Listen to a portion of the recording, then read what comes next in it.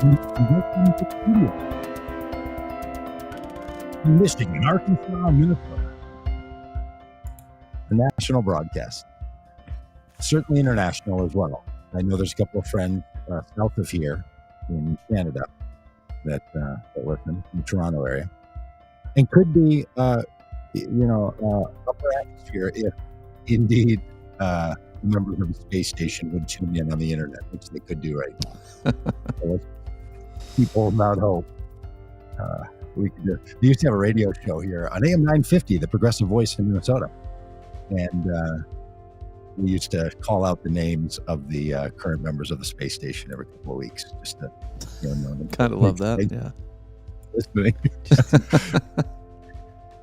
Pretending that they were part of the listening audience. But hey, I'm Doug Pagitt, Minneapolis, where it is sunny. It's going to be 40 some odd degrees this week again. It snowed since we last talked last Valentine's Day, and now it's going away. So we had winter for a day, and now we're back into a Kansas City early spring. Rob, how's Springdale, Arkansas? It's sunny. Supposed to be almost 70 today, which totally makes sense for February. Really? And no, it's ridiculous. No, I'm being sarcastic. Yeah. So yeah. 70. Wow. Dan, how about outside of the metropolis of Grand Rapids, Michigan? Vicinity region. But yeah, it's breaking into the 40s, so no one's wearing coats, and people are acting like it's springtime, but it's not. It's actually still quite cold. So, well, everybody hang in there. Hey, and those of you that are in the Santa Barbara area where floods have come rolling down on your lives, we feel for you. And we're going to be in the Santa Barbara area on March 5th. So that reminds me, Rob, a while back you were reading a book called The Ministry for the Future. Great book. Yeah. I started listening to it. I'm like maybe 3/4 of the way through. And it's sort of like these fictional vignettes of the near future. And the one I just got to was talking about what's the thing, we messed up the Airstream flow or whatever, so now there's these like atmospheric rivers, and in the book it talks about this atmospheric river that dumps tons of rain and causes flooding in California. And then I look on the news and I'm like, oh, we're in the disastrous fictional future that has been predicted. Yes. There was a news story last week that was about how scientists are considering utilizing weather changing technology in hopes of, which is again the same thing they do. It's exactly what happens in this science fiction. They try to blast stuff into the atmosphere that is slightly reflective to reduce the amount of sunlight getting in to drop the temperatures. Saw a news story last week about how scientists are now considering something that in the past was like, just no, we're never doing that. Yeah. That's a genre of writing called speculative fiction, where they're not making up, just random apocalyptic things. They're like just extrapolating forward the speculation of what we could do. So oftentimes that stuff is based scarily accurate so far. Hey, and Jim has by the way, congratulations, Kimberly. She mentions in the chat here, yay, I'm early for a change. But that's only because we started 28 minutes late, Kimberly. So we're working. Right now, allowed you to be early. We will. So glad to have you anytime you get here. Hey, and Jim asked the question, when are we going to be in Santa Barbara? And we're going to be in Santa Barbara on March 7th. You can go to votecommongood.com and you'll see all of our events there, and you'll see one happening in Santa Barbara, a event around faith and democracy with writer and movie executive producer Catherine Stewart, who had her book adapted into a documentary film called God and Country. Anyway, we're going to be doing an event with her, and we'd love to see you, Jim, or anybody else in the Santa Barbara area at that free event on the evening of March 7th. So, and by the way, if you're interested in any of our stuff, like if we talk about the eclipse today and you say, wow, I didn't even remember there was going to be a solar event of a lifetime. Well, there is, and you can come join us. If we talk about the eclipse. Oh, we're going to talk about the eclipse. The great eclipse is coming. It's going to change a lot of things for a lot of people. And I'll tell you, our astrophysicist, Paul Wallace, he says that these kinds of eclipse, which he's had a somewhat of an experience with one, are absolutely life-changing. So we're going to be in the first place in the United States where this eclipse is taking place. And we are it's on the path of totality, which in and of itself is just a great phrase, meaning that there's a total eclipse happening there in a little town called Eagle Pass, Texas, which might sound familiar to many of you because we were there trying to stop the Christian nationalist trucker convoy. And what they really wanted to be known for in Eagle Pass this winter is the host site for the best place to experience the eclipse as it comes right over the Rio Grande River. And we're going to be there. So we'd love to have you join us. All that stuff and many of our other events, including border tours and democracy events and Christian nationalist training events, all at votecommongood.com. So be sure you get over there because we are more than a podcast. We have to drive around and say stuff to people. Yeah, I'd like to ask a question. Okay. A caller from somewhere outside Springdale, Arkansas. Go ahead, Rob. Yeah, this is hey, first time, long time.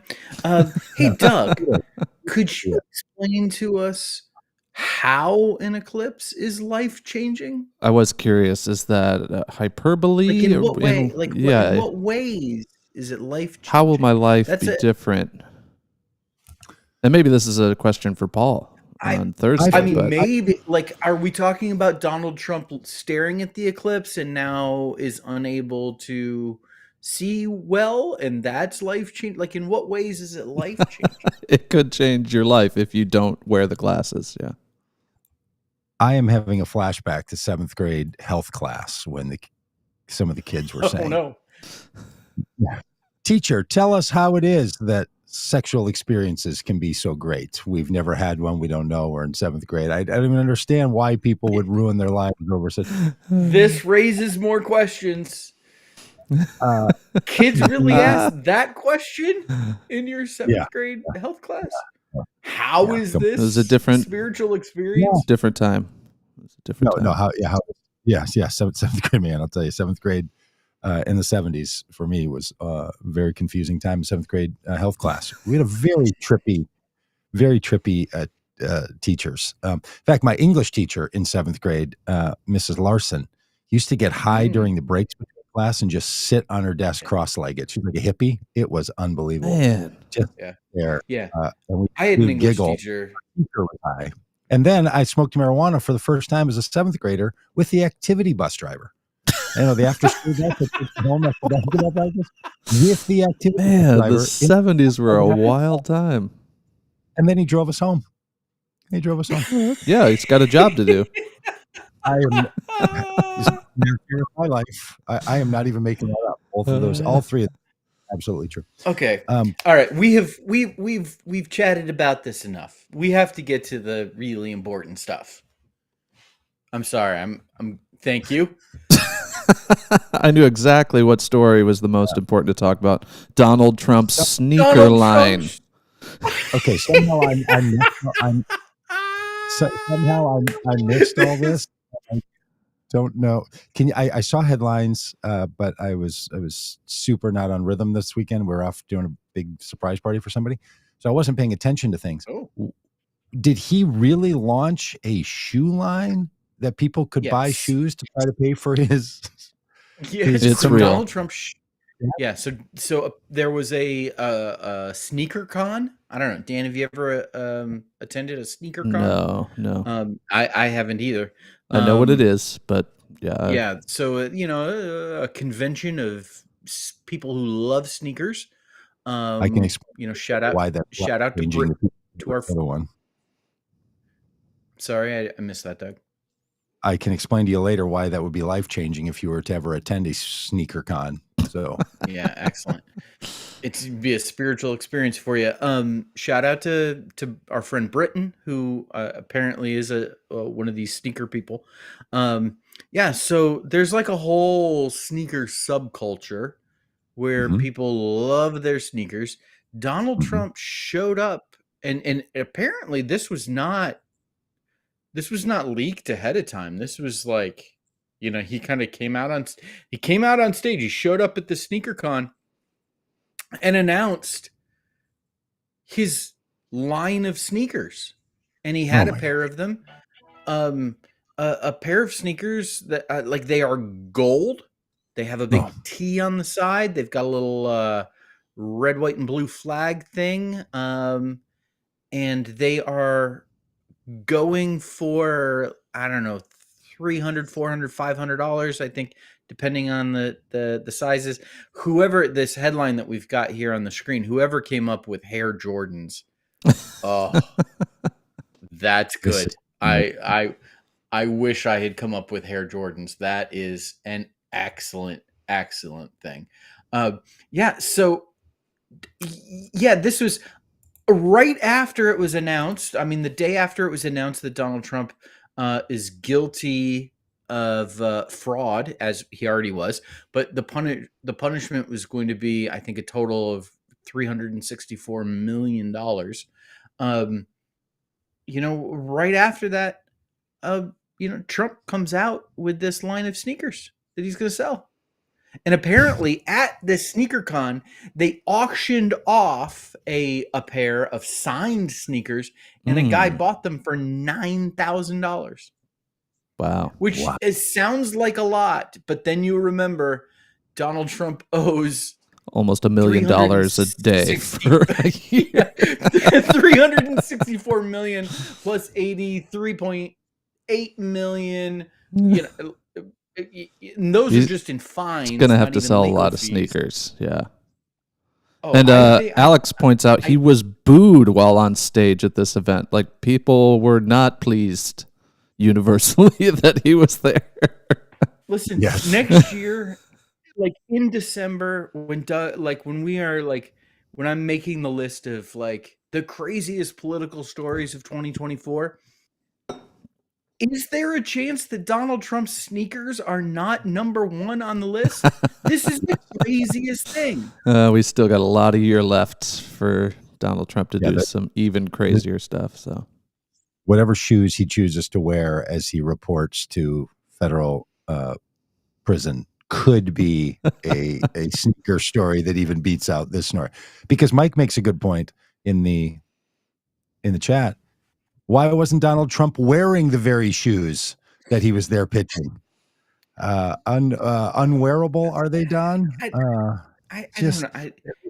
The trashiness of this whole enterprise, right? The unseriousness, the idea that somehow this guy's audience is sneaker con people and sneaker wearers, because that is, this is the same with him selling NFTs. It was like his audience are not like the NFT audience. It's bizarre. Stakes or ties or fake degrees. I mean, just the ultimate in scam artistry is this fella. It's really, really something. I have long thought at some point Don's just going to come out and tell us all it was all a big con. Like he was just trying to destroy the Republican Party permanently in America. And he was the inside plant that was seeking to do that. But now he's just damaged so many lives. I'm like, okay, that's probably not actually true, because you can't get worse than this. Sorry, I just put on the screen a meme that Britton sent to me. It's a guy named Mark Agee. He says, tried hooping in these, but all I could do was draw charges of the Trump shoes. That's pretty great. Brilliant. Pretty good. Basketball. Look at these nice things. Basketball reference. Yeah. So bad. Just so bad. And let's not let. What's the craziest pair of sneakers you ever owned, Doug? You were a basketball player and had to special. Do you think these come in size 13s? You were 13. Well, I wore What size 13s in shoe fifth you? grade. Well, 13s. A little boy. No, I actually wore 14. I played basketball in a size 17 shoe. There's no doubt Donald Trump makes a size 17 in his crappy gold-colored, probably China-made sneakers. Oh, there's definitely China-made. I'm getting those in a 17. These are. I just have shoes Donald Trump can't seem to fit. All right. Let's not miss the fact, though, that with all the nonsense that this stirs up, because it is more interesting, Donald Trump was found to be fraudulent in his business practices over decades, unwilling to admit to the fraud when he was caught in the fraud, and then fined the amount of money that the judge could determine were the illegal gains that he made on behalf of that fraud. $350 million. And then there's interest on it going back to the time when he committed the fraud. So he didn't get to keep the money, and then they charged interest. So it's up over $400 million in just that judgment. And then you throw in the $84 million that he owes to E. Jean Carroll and the legal fees, and you're talking $500 million that this failed businessman who's leveraged through the teeth is going to have to liquidate.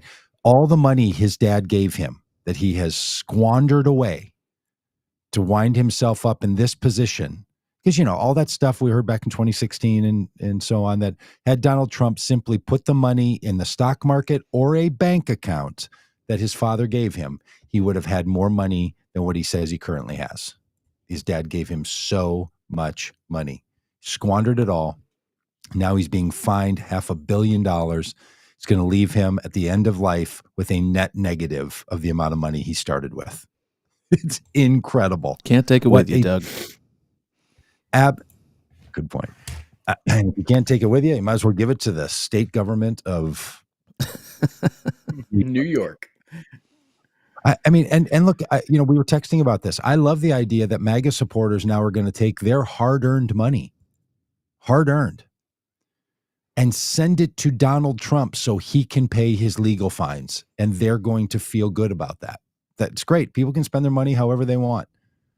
That they're going to give their money to the state of New York to pay the fines, and then also boycott ever going to New York. But meanwhile, they're going to give the money to the state of New York by paying Donald Trump's fines. It is just we're into a level of fan fiction here that is really costly for so many people, and the legality on Donald Trump just keeps unfolding on him. Yeah. Now, a lot of people will probably never be satisfied that any part of our justice system will ever, land consequence to the degree that it needs to, because of all the situations that go on with a former president.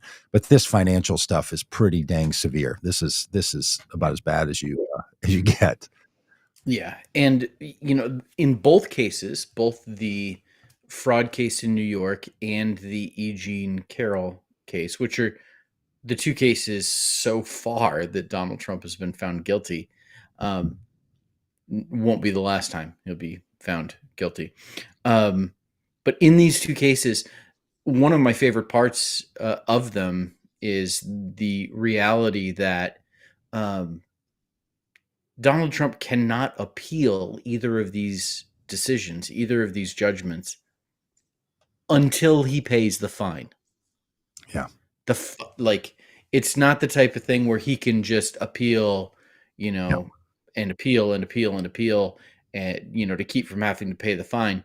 The fine has to be paid and held in escrow before an appeal can be filed, which is just fantastic. Yeah. And there's a lot of concern what Donald Trump is going to do. He's going to have to get a bond for this amount of money because he doesn't have it. He's not wealthy like that. He doesn't have $500 million liquid. Right. He not even have access to it. It's tied up Yeah, in value of buildings that have to be sold. So he's going to have to leverage and get a loan or get a bond. And there's people deeply concerned about where that money is going to come from. And you know where it very likely could come from? Saudi Arabia. Oh. Yeah. Yeah. Kushner's deal or some private loan through Kushner's wealth group, his son, Jared Kushner, and his daughter Ivanka's side hustle that they did while working in the White House, that Donald Trump's legal fees could be covered, at least in the bond portion, until the money has to be fully transferred into the bank account of the state of New York from foreign governments. Mm-hmm. So all the stuff, the emoluments clauses and all that stuff we talked about in 2016 had to worry about. Here it goes again, that he very well could get some sovereign fund, and that's where the money's going to come from, because he's not going down to your local bail bondsman and trying to put down 10%, 20%. You imagine the assistant manager at the credit union down on the corner in Florida, like Donald Trump's walking in saying, like the guy's just like, I just got back from vacation. I don't know how to but there's bad news and there's bad news. The bad news is that there's bad news and bad news, but there's good news for Donald Trump. The good news for Donald Trump is, I'll do the bad news first. Doug, the Never Surrender high tops don't come in size 16. I'm sorry. They only go up to size 13. They come in a 17. So because I can't play in 16s. Hurt my feet. I need a 17. Well, yeah, they only go up to 13. So you're out of luck. That's going to be your Christmas present too. So yeah, now you can track. The other bad news is that they're sold out. Yeah. Who makes a basketball shoe?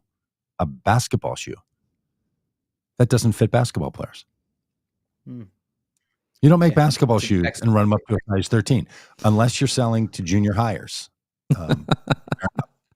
And that might be what their basketball plans junior are. High Doug. But they are sold out. They're sold out. Oh. So, the good news for Donald Trump, you sell out fast when you only make 10 pairs. So, yeah, well, 1,000 it looks like. But there's cologne for sale on his website, and the Trump victory cologne is really just amazing as well. I can't wait for Trump to just be like a regular fixture on QVC, like selling random products.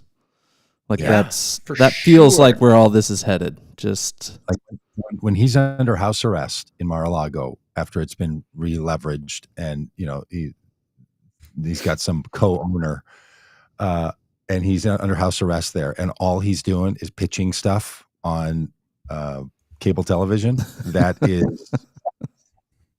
is quite like setting up a little bunker in there.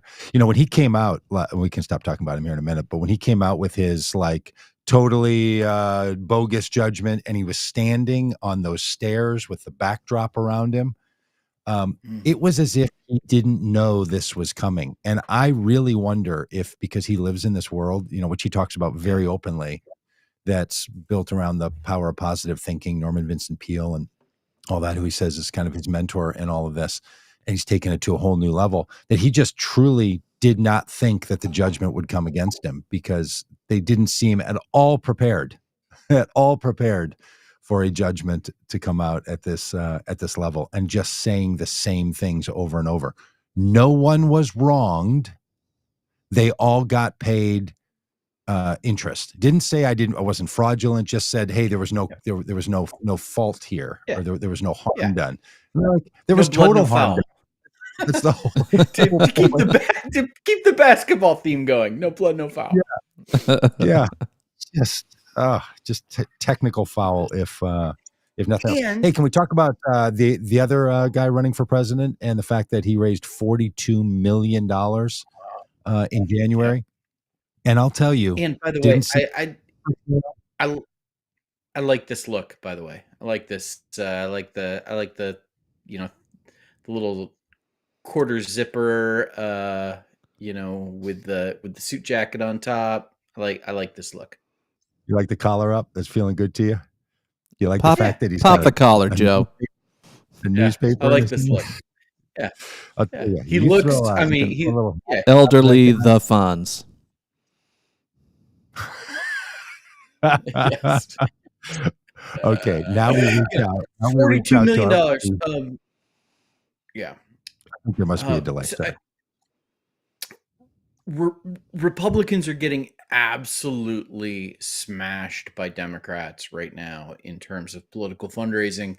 The Republican Party has spent so much of its money on Donald Trump's legal fees.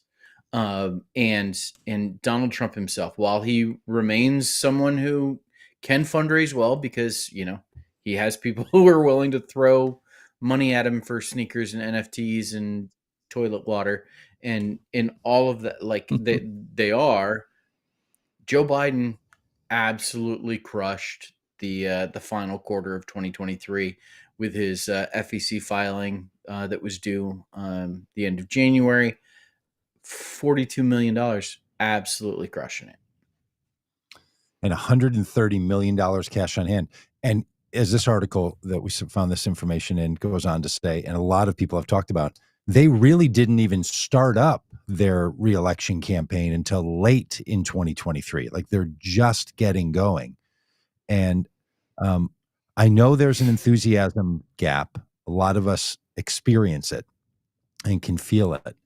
And the feeling that, oh, you've got to be kidding. How are we still in a situation where this is it? Like we're literally going to relitigate 2020. 4 years later, it feels really not great to anyone. The actual apparatus that it takes to move voters into action will still roll on, right? And how people feel about it is a thing that sometimes, and I know that some political pundits give a lot more credence to it and others give less. I tend to give less to it. I guess if someone's unwilling to go out and vote, that's different than how do they feel about the circle that they're filling in the voting booth. Like how much enthusiasm you have about filling that circle in doesn't actually make any difference. I understand that it makes a difference if people choose not to go into the voting booth or choose not to fill in that circle. But the amount of enthusiasm, we're not actually watching people in a spectator sport and you as the fans are giving energy that then is going to actually impact a player on a field. This isn't, politics is not sports. So I guess the apparatus that's in place is more important than how fervently people feel about it, or how fervently people feel about it in places where it doesn't matter. That's the other brutality of the Electoral College at the presidential level, is that in 40 to 45 states, it kind of doesn't matter because the situation is settled. We know how many votes there are going to be for Democrats and Republicans in each of those states, and we know how those numbers are going to divide out, and it's going to be pretty even. Then you'll come down to 5, 7, or 10 states in which it's going to make a difference, and that's it. That's how this all actually works. And Hillary Clinton's campaign was a great example of it, and Donald Trump's campaign in 2016 was a great example of it, and then Joe Biden's massive victory in 2020 was another example of it. Yeah. So I don't, what do you guys think? I mean, I just think that the money raised is a big deal because it allows for operations and it allows for motivation and all. But the enthusiasm thing, I'm not just trying to be, like tell myself everything's going to be all right. By the way, I saw the Bob Marley movie this weekend. Have you guys seen the Bob Marley movie? Yeah, I heard it's going to be all right. Heard it's really good. I haven't seen it yet, but I'm excited about it. Just had no idea that Bob Marley's contact for much of his work was in the middle of a near-on civil war in Jamaica, and two rival political parties that were killing each other and tried to assassinate him. That his music, especially the Exodus album, sort of his big one, was right in the middle of that, and it was centered around him doing a peace concert that brought both political party heads on the stage together. And he said, we have to be Jamaica as one people. So all that like happy, sort of don't worry, be happy music was actually counter messaging to a context of a civil war. It was remarkable to learn all that. I knew the Rastafarian stuff, had no idea about the political context of all that. But anyway, what do you guys think about this political enthusiasm thing? Yeah, I think enthusiasm is a huge indicator about how elections are going to go. And I totally hear you, Doug, that like being enthusiastic about a candidate doesn't make your vote weightier than if you are unenthusiastic. Your vote counts like it counts. It counts as one, and that's, regardless if you're holding your nose or if you, first in line because you can't wait. At the same time, what the enthusiasm does is it overcomes the barriers to voting. It's raining today in Georgia. I don't know if I'm gonna go vote. There's some what the enthusiasm does is it overcomes those kinds of things, and it's also contagious. And if you're enthusiastic about the person that you're going to be voting for, that has an impact on your network, the people that you come into contact with, and whether or not they vote, and that your enthusiasm can rub off. Or, if you're not enthusiastic, you could that could be leaving votes on the table. So the enthusiasm thing is a concern for me for the Biden campaign. At the same time, I do a lot of work with political candidates. I do a lot of work with fundraisers for political candidates. And there is a refrain over and over and over again that in Democratic circles, there is significant donor fatigue. Donors are worn out. They're worn out by the sky is falling emails. They're worn out by the, hey, this is Nancy Pelosi. I was just texting you to ask you to blah, blah, blah, blah. They're worn out with all of that. They're like, and so I have talked to candidates that are feeling that pressure. And to see Joe Biden raise $42 million in this last quarter is like oh, well, that's a good sign. Mm-hmm. Now, what might not be a good sign with that is that in 2020, I'm going to say it's a good sign, and then I'm also going to pull it back. In 2020, Joe Biden had no coattails. He did not help down ballot candidates at all. For instance, Nebraska's 2nd congressional district, which is kind of that weird place in Nebraska that always goes blue. And Joe Biden won that congressional district, and the Democrat running for Congress in that district lost badly. And it's a significant step back for Democrats compared to, Joe Biden had no coattails in the congressional elections. So it's a little bit concerning that if people are donating to him in his presidential campaign, but not donating to congressional candidates around the country, it makes me worry that we could be headed towards another instance of Joe Biden winning convincingly, but that not helping Democratic candidates down ballot. Yeah. So all that to say, enthusiasm matters, the TLDR.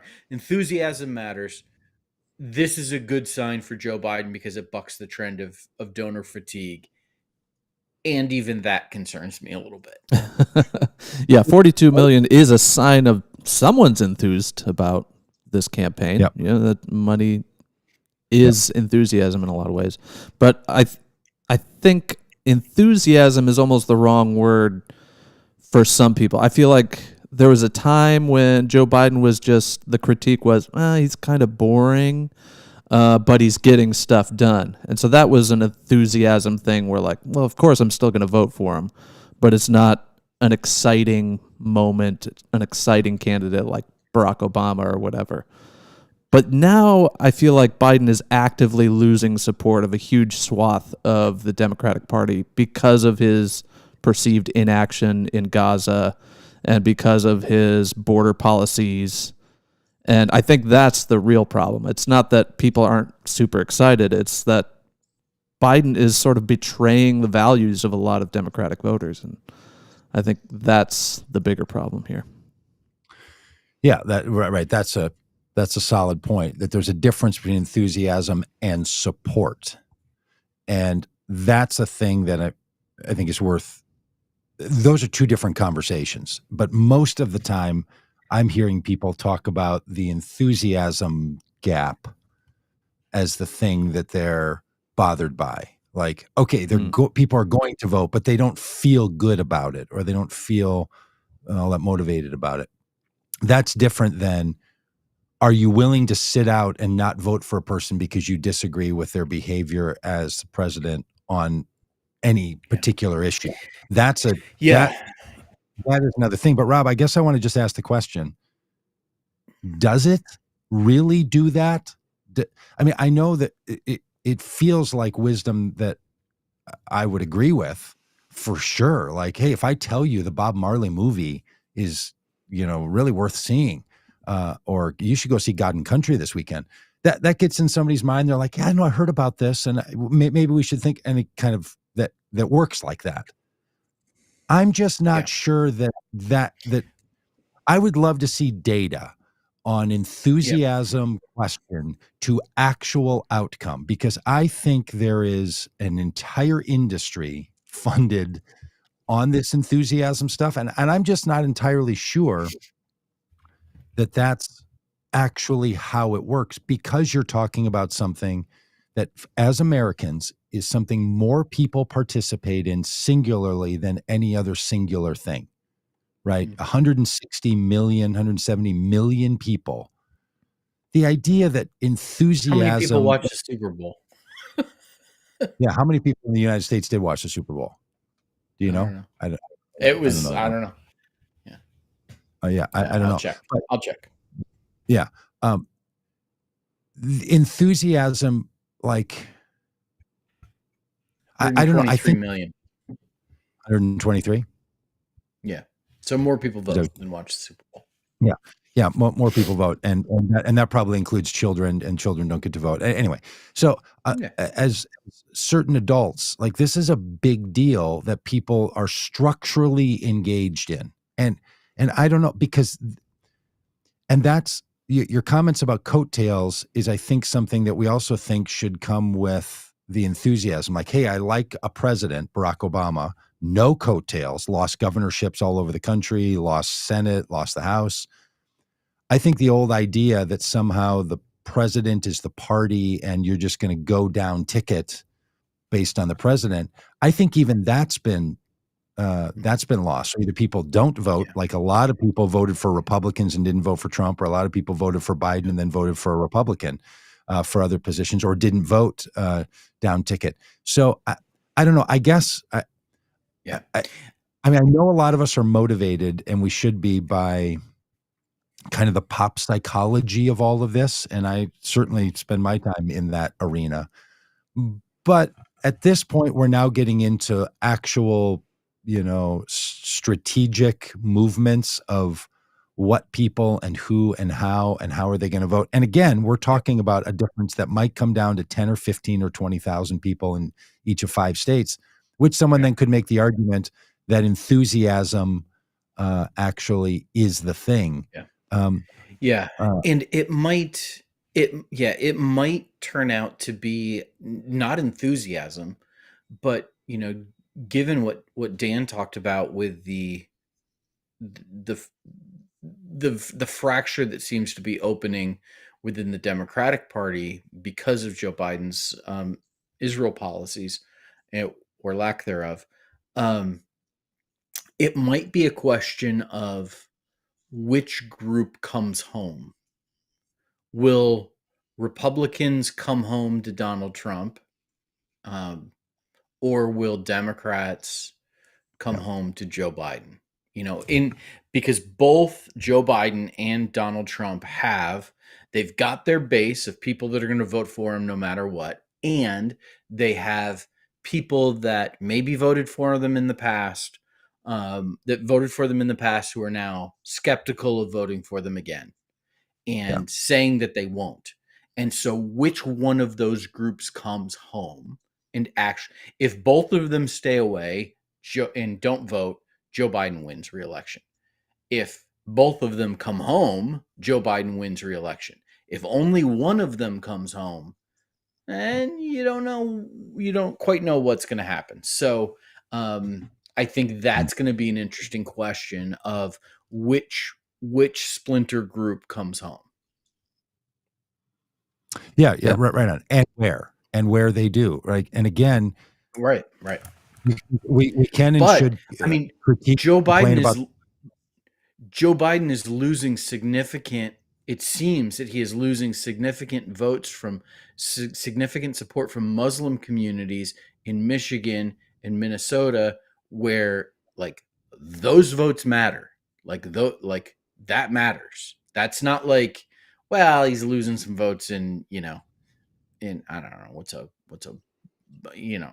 blue state, California doesn't. But this is why people are Jersey doesn't matter. This is why people are upset with Jon Stewart, because Jon Stewart is back after like 9 years of being away, and he took a swing at President Biden, and people were not happy about it. This headline reads, Jon Stewart reacts to Daily Show backlash, quote, "I have sinned against you." And of course he's joking there and didn't back away from what he said and his critique. But what did you guys see any of these clips? What did you make of this whole, Jon Stewart not holding back when it comes to Biden, and B, the backlash from the left wing saying, "Don't do this." Yeah, I am tired of the Democratic folks who are just blindly loyal, the blue no matter who kind of crowd. Like listen, as I have said often and will continue to say, like, Joe Biden is not entitled to the presidency. If someone runs against him in the Democratic primary, that's not helping Donald Trump. Like that, like it's a primary. Like Dean Phillips is not helping Donald Trump. Like he's not. Now, if he points out things that hurt Joe Biden, that's a Joe Biden problem. You think Dean Phillips is going to come up with something about Joe Biden that Donald Trump's team isn't going to come on? Like, listen, if Jon Stewart criticizes Joe Biden, like that's a Joe Biden problem. Like no one's vote belongs to a politician. No seat belongs to a politician. The votes belong to the people, and it's the politician's job to make the case of why I should cast my vote for you. And if you can't do that in a primary, if you can't do that in a general election, if you can't do that in the places where you need to do that, that's on you. And if Joe Biden can't convince us that he should be president instead of Cornel West, or instead of Jill Stein, or instead of Dean Phillips, or instead of RFK Jr., that's on him. And if Joe Biden does stuff that Jon Stewart wants to critique and make fun of, like, okay, like that's on him. Like this whole we've got to protect him. No, that's not how any of this works. That's not how this works. Right. I think the critique about Jon Stewart, though, and I've held this for a long time, he needs to pick a lane. And look, if he wants to be a comedian and he wants to, well, I was going to finish it with my next sentence. Should I keep going? Okay. Oh. Poor Doug's monologue got interrupted. Yeah. Say more about the thing you're literally saying right now.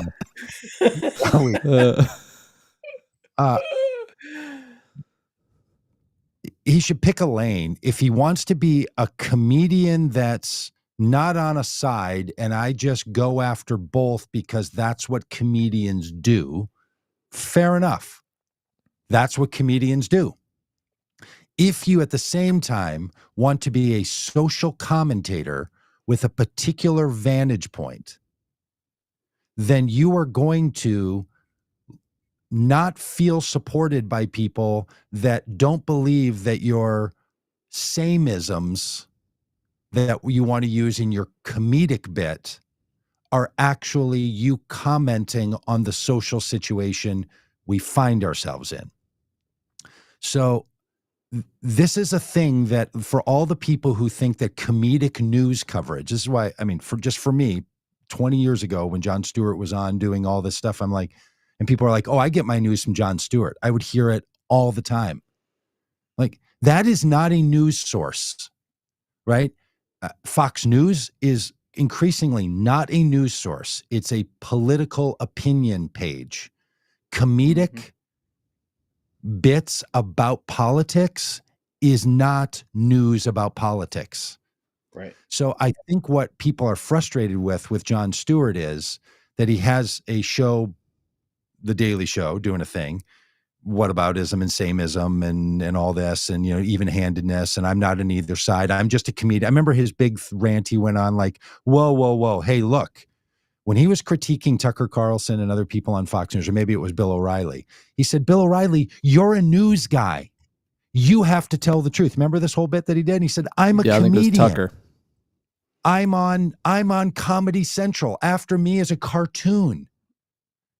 Does Jon Stewart still really see himself just as a lowly comedian doing comedic work? Fair enough if that's how he sees himself.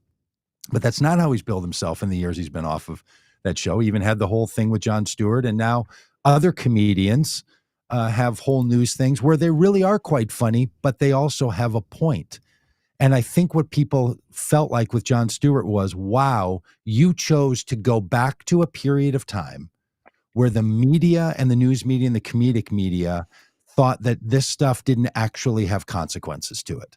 So if that's the place you want to be in, then fair enough, but I find it uninteresting. I think that's the critique that people had, not keep your hands off Joe Biden, don't say anything bad about you. It wasn't about, did he say something about Biden or did he say something about Trump? It was, is this who you are, Jon Stewart? Because fair enough, if that's that, then, you know, maybe this isn't as interesting as social commentary in the humor context. I think that's the critique. Now maybe I'm just dragging my old, you know, like 2005, 2008 Jon Stewart commentary or critique into this, but that's why I think it's different. Yeah, I think the pick a lane thing doesn't resonate with me. Like, there are no lanes.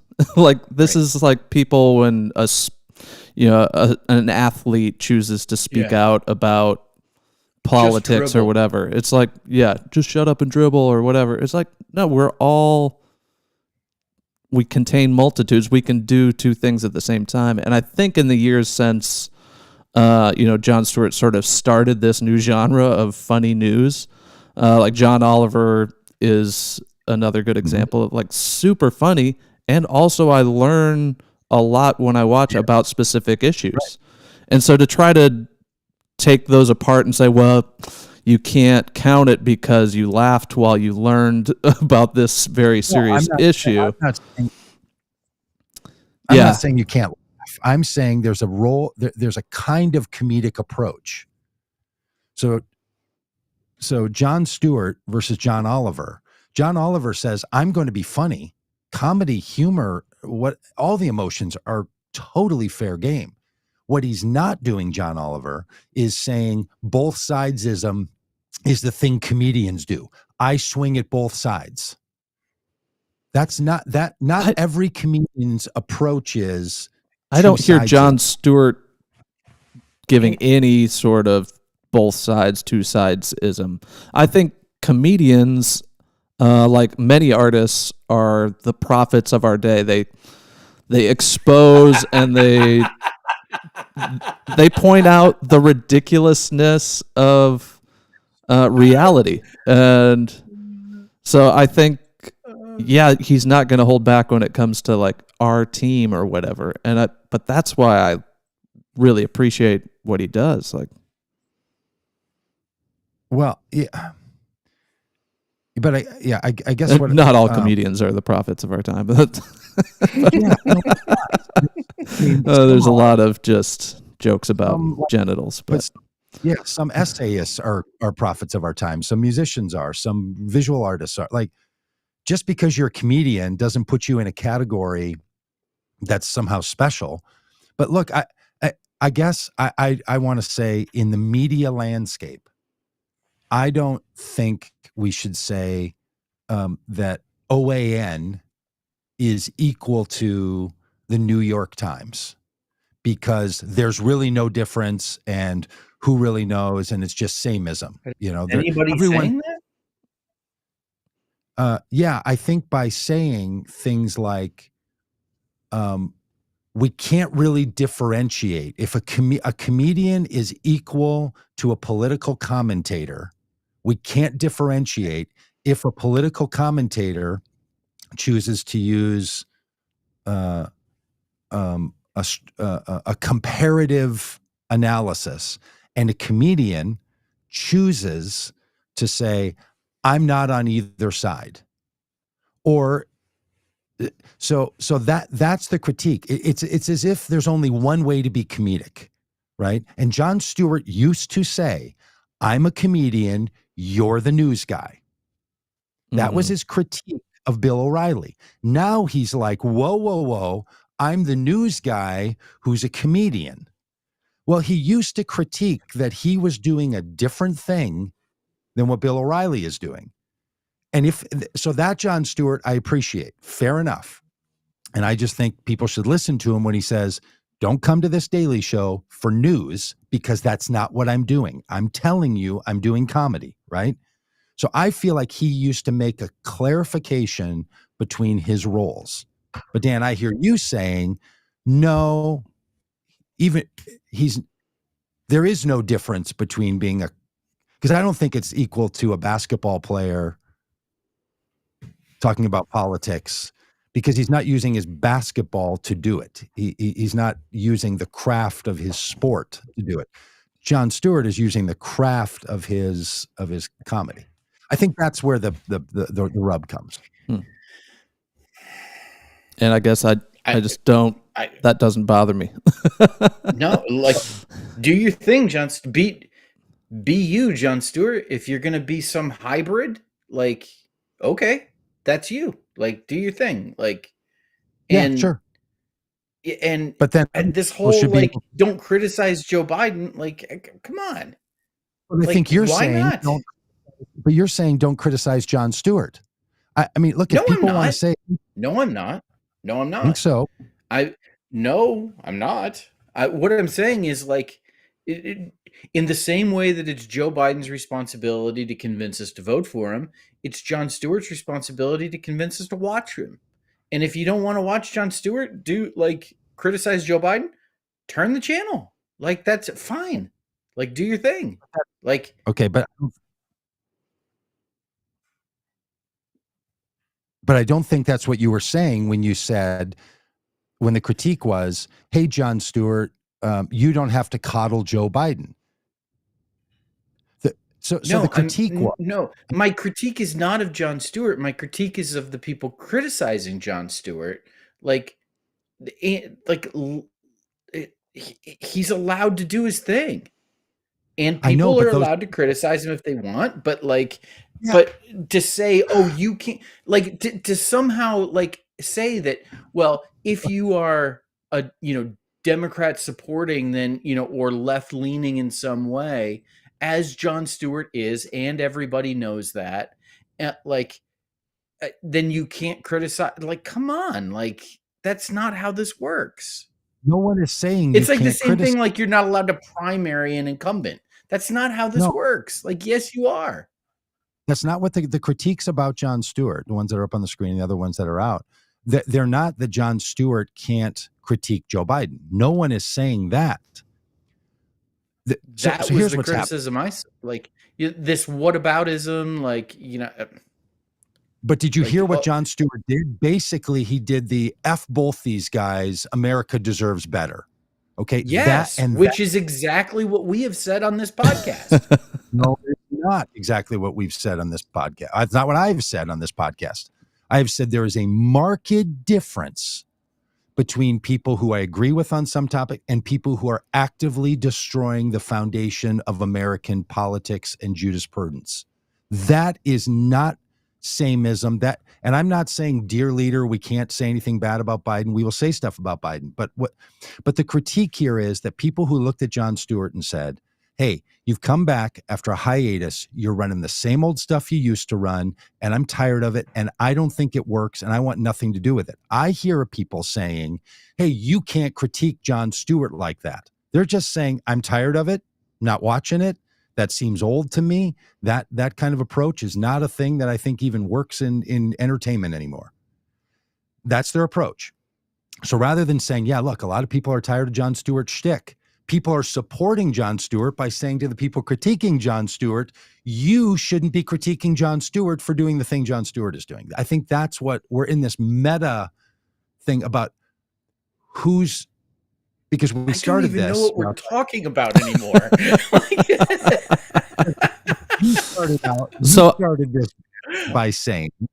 You started this bit by saying, this is like people saying you can't critique Joe Biden. And that's not what people were saying. But that seems like what Keith Olbermann is saying. He's critiquing the both sidesist, as he says, fraud Jon Stewart, bashing Biden. But I don't think Jon Stewart is saying both sides are equally bad. He's saying we deserve better than Joe Biden. Yes, but we'll still vote for Joe Biden. Yes, and you can say, F both these guys, the country deserves better. Yes, that can be true, and I'm going to vote for Joe Biden absolutely without a question. Of course. And I'm going to work as hard as I can to get him elected because, there's a qualitative difference between why these guys are bad. One is evil and one is old. There's a qualitative difference. But at the same time, they're both past the line of what we need as a country. Okay, but now you're saying, let's critique Jon Stewart on the standard of being a commentator. Okay? No, so I'm not labeling Jon Stewart as anything, as a comedian or a commentator. He's just Jon Stewart. He runs I'm going to old school Jon Stewart. He runs a show on Comedy Central, which is followed by cartoons. He's a comedian. Okay. Yeah. So he's a comedian who talks about the news, whose commentary is about news and politics.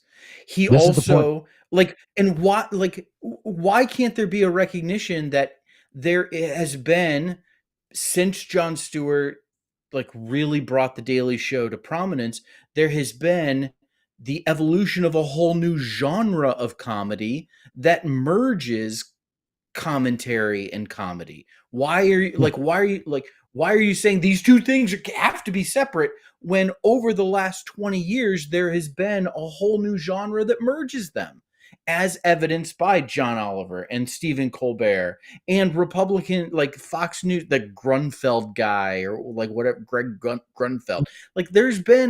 There has been a whole new genre of this that exists. It's a thing that you share news and you crack jokes about it Rob, my very point. My very point is, no idea what we're arguing about. So listeners, if you've ever wondered what it's like to be on the bus with us, it's just this constantly. Not quite constantly. Rob, I'm saying there are many ways to be comedic. Jon Stewart has picked a mode of being comedic. This is what I was saying earlier. There are many other ways to be comedic. He picked a particular path. I'm not saying comedians shouldn't make social commentary. I'm saying not every comedic approach is the same. And that what Jon Stewart did previously on The Daily Show and then justified by saying I'm not a political commentator was a style of political humor. There are many other styles of political humor. Jon Stewart picked one when he came back on Monday night a week ago and said, I'm going to host on Monday nights through the election. He brought back up the old style. Since then, a lot of other things have developed. There's a lot of comedic room, but he went back to that sameism thing that he used to do. That's what I was saying from the very beginning. He has to pick, does he want the style of comedian that I'm not on a side, I pick at both of them, or does he say, I have a particular vantage point and I'm going to use my staff of writers and millions of dollars of production value to make that humorous? That's the point. I'm not saying comedians. I guess I come back to my fundamental question that I asked like before you were even finished is why does he have to pick? And I guess I'm not going to convince you that there's because like, why can't he just go on the show and talk about what he wants to talk about in the way he wants to talk about it? Well, and I guess viewers can decide whether or not they want to watch, and that will determine whether or not Comedy Central wants to continue to air the show based on audience size, which determines, the cost of advertising. My point is the critiques that people are bringing is based on that it feels worn out and in bad taste to use that approach. I'm telling you what the critiques are. Jon Stewart can do whatever he wants, of course. I'm not here to police Jon Stewart.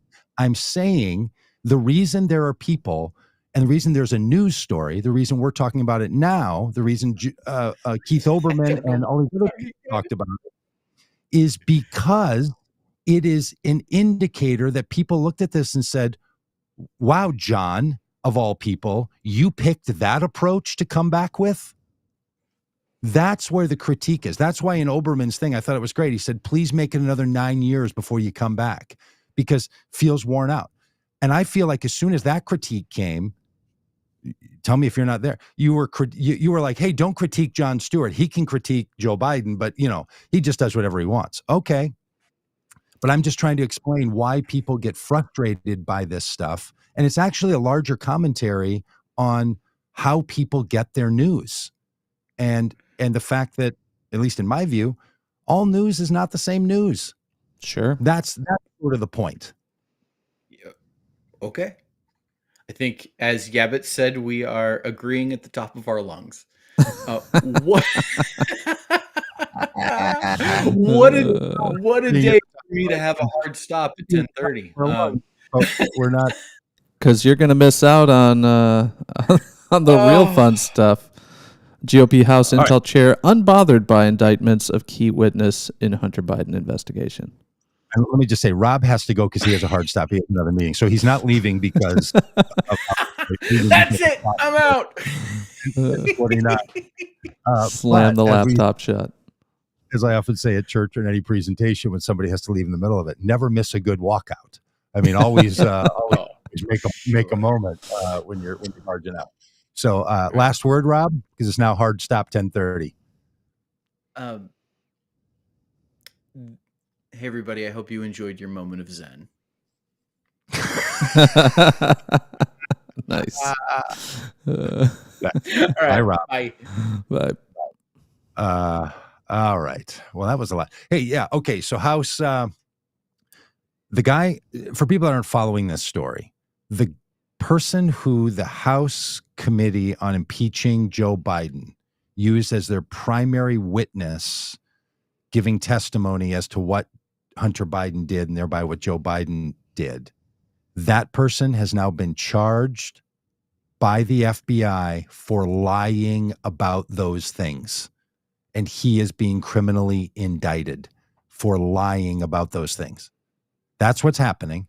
And the House Intel Committee that's leading the impeachment, the head of it said, it doesn't bother us that the person who was the chief witness lied about those things. We should keep going forward. And it's in a world of just utter nonsense. But that's the wild thing about this whole MAGA universe is anytime something like this happens, comes out that the FBI is, pressing charges against you for lying.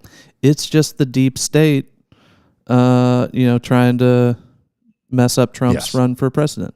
So it's this perpetual martyr cycle of anytime there's an attempt at justice or whatever from the other side, you can't believe that it's actually true because your team is constantly right and constantly oppressed and persecuted.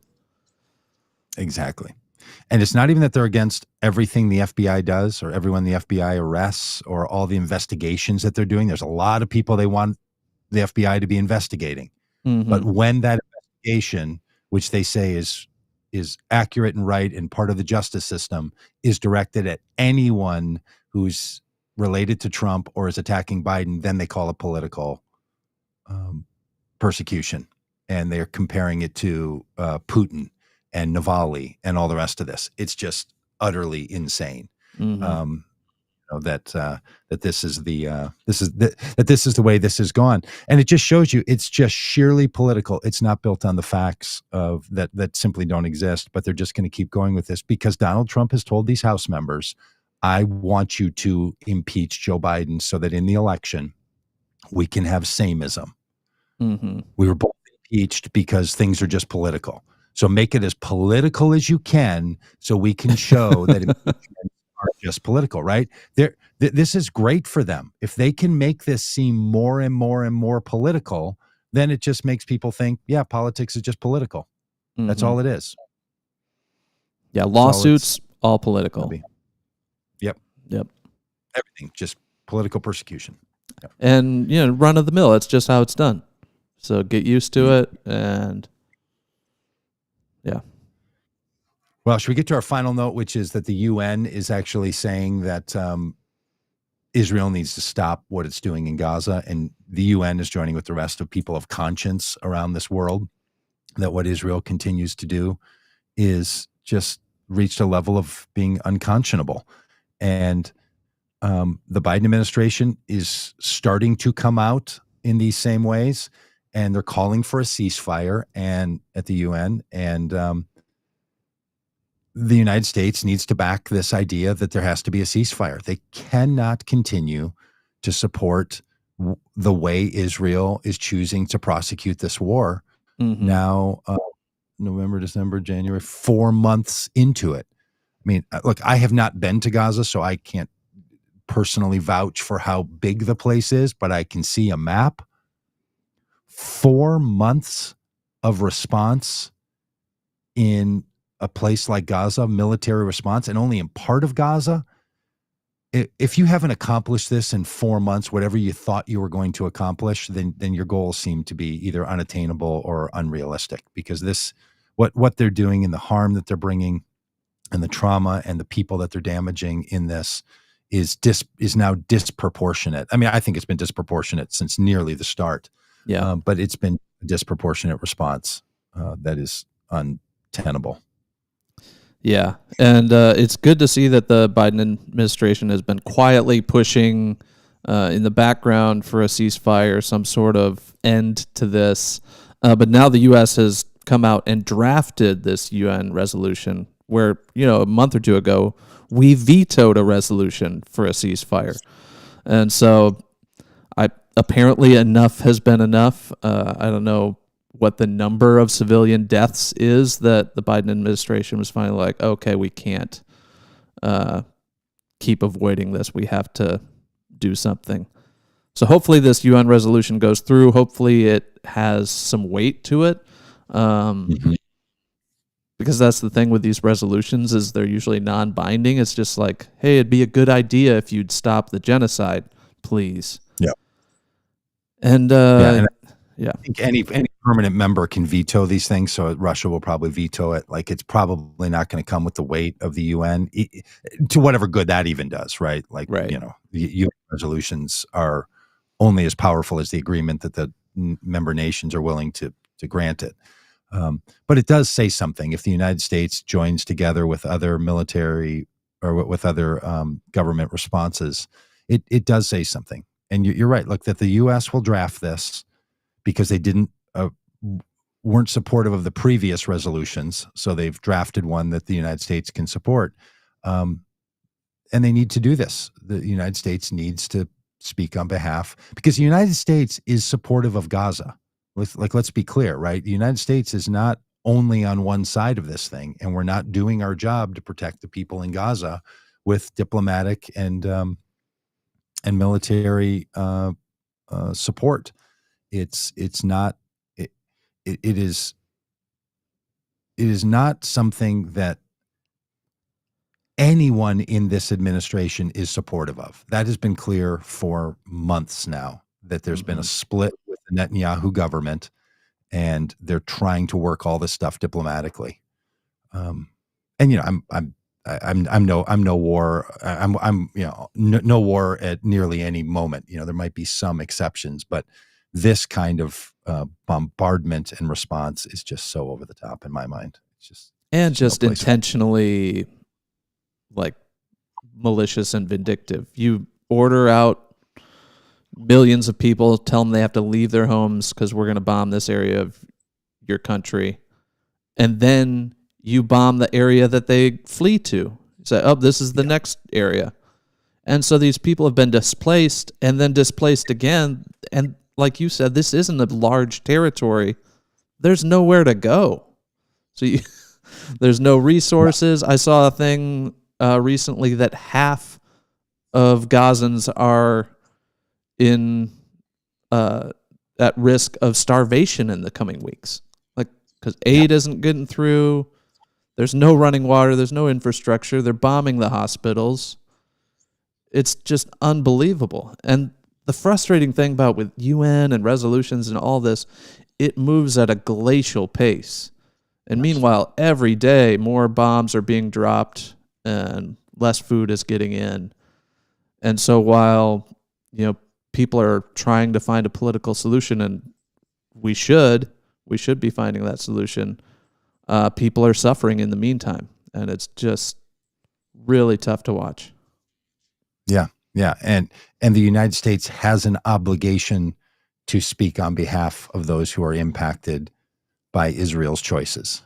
Mm-hmm. Whether Israel is, seen as our ally, which it clearly is, or not, it has the responsibility to speak on behalf of the people who live in Gaza, and as mentioned in the comments, increasingly in the West Bank, and that's going to come under increased attack. And again, these are small areas, 30 miles by 4 miles wide kind of thing. Like, what on earth is the plan here that has not already been accomplished?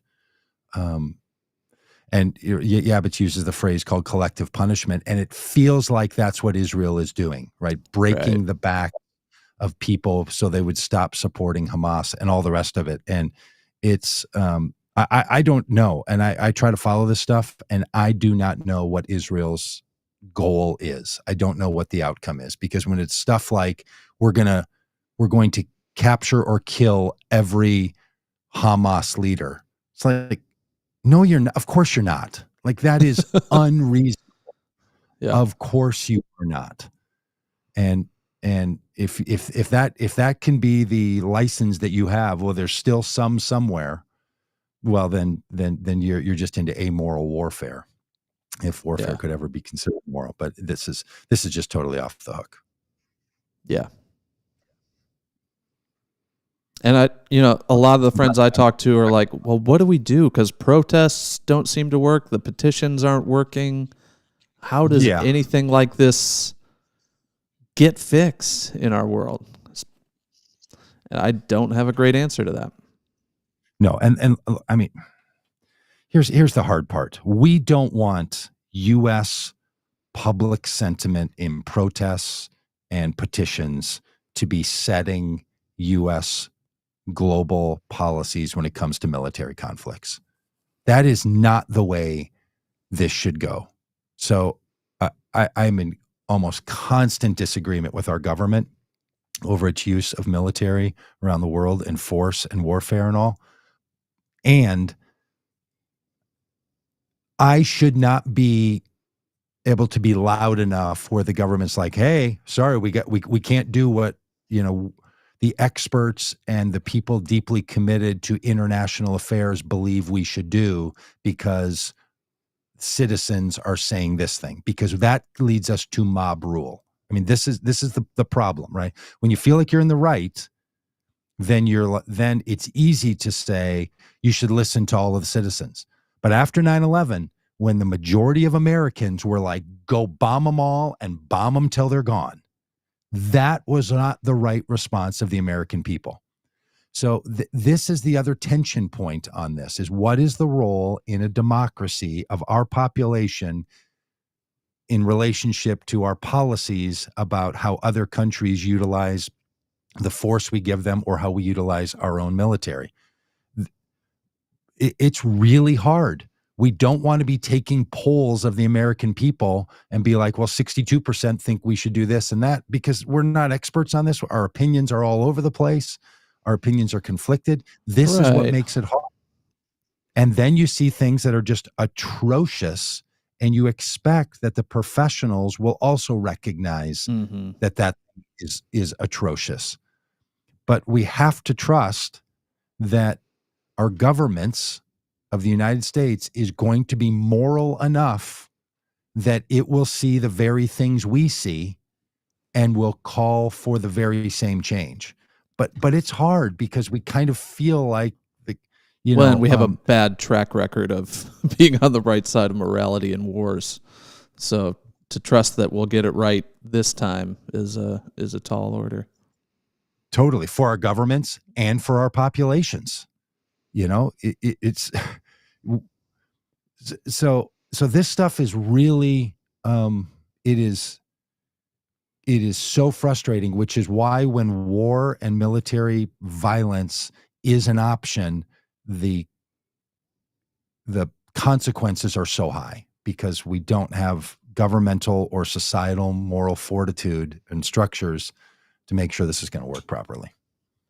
Yeah. Well, this was an intense day. Well, it's an intense world out there. So there you go. It's an intense world. Hey, if you're in the Holland, Michigan area, Dan and I are going to be kicking around at the Holland AMC Theater Saturday afternoon and evening, watching the God and Country film, and then doing a little talkbacks after it. Go to voteCommonGood.com, find that. And if you're going to be in Minneapolis, we're watching the film on Sunday night here in the Minneapolis area. So Kimberly, come to the Riverview Theater at 5 p.m. on Sunday. There's a showing of God and Country, and a bunch of us are going to be there. We're going to try to do a little thing there. And then lots of other activities happening as we really start ramping up into our Get on the Road work that we do at Vote Common Good. So thanks for being a part of the podcast today, everybody. Yep. We'll see you soon. Bye.